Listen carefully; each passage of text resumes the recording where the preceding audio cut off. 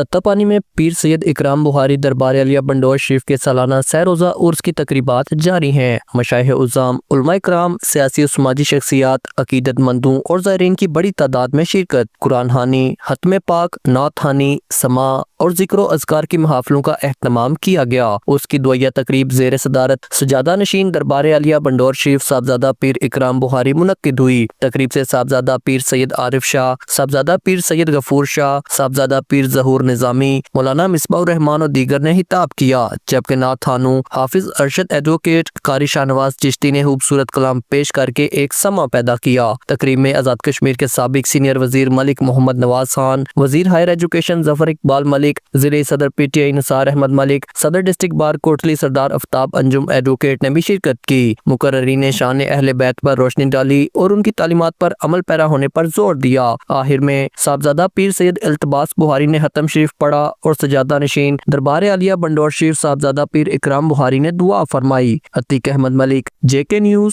تتّاپانی۔